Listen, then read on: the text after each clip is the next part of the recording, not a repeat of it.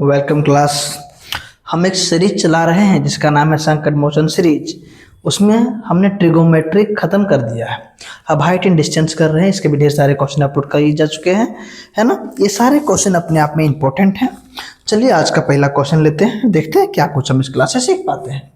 तो क्वेश्चन है कि एक नदी है ना।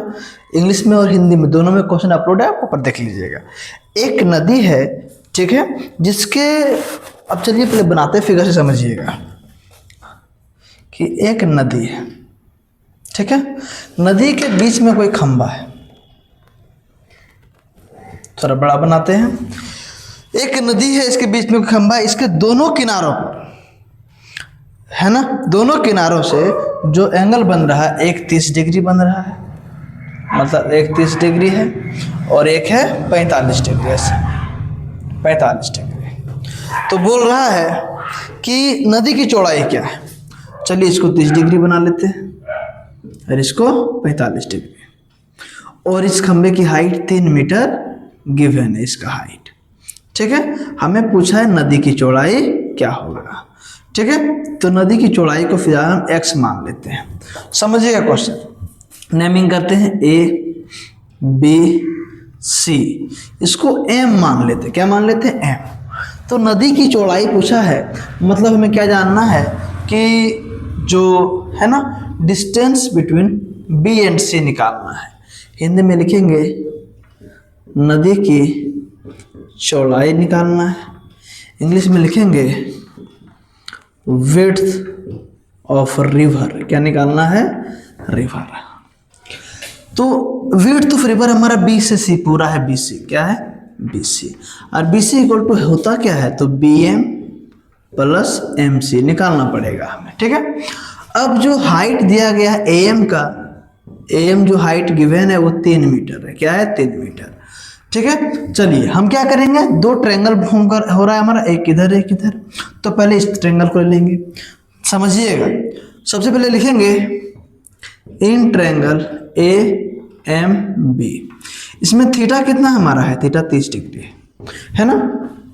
तो ध्यान दीजिए कि ये हमारा हाइट हो जाएगा और ये बेस हो जाएगा। तो हाइट और बेस का रिलेशन tan थीटा किसमें आता है?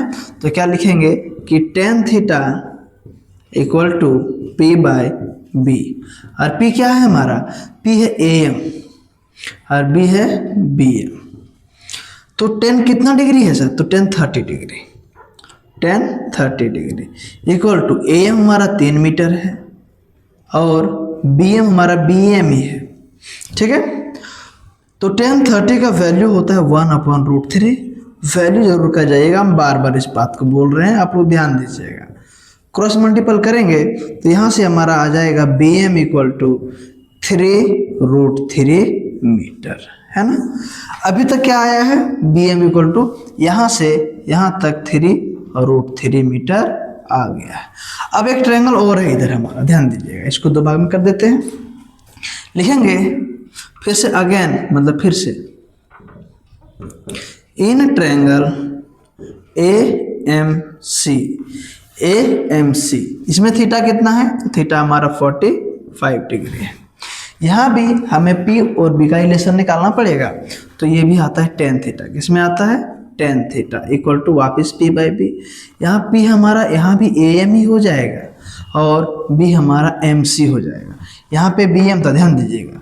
यहाँ भी tan 45 निकालना है, थोड़ा इंक चल नहीं रहा है मार्कर, है ना। इक्वल टू AM का वैल्यू वापस 3 है और ये MC का MC हो जाएगा। तो tan 45 का वैल्यू 1/1 ही होता है और ये 3/MC क्रॉस मल्टीपल हो जाएगा। तो MC इक्वल टू 3 क्या आ जाएगा? ये 3 आ जाएगा, ध्यान दीजिएगा। तो हमें पूछा क्या? रिवर का लंबाई जो BC था। तो BC निकालने के लिए क्या करेंगे हमें BM प्लस MC को जोड़ना पड़ेगा। तो BM कितना है? 3√3 और ये है 3, इसमें 3 कॉमन आ जाएगा तो √3 प्लस 1 मीटर रिवर का विड्थ, नदी का चौड़ाई हो जाएगा, है ना। नेक्स्ट क्वेश्चन आइए।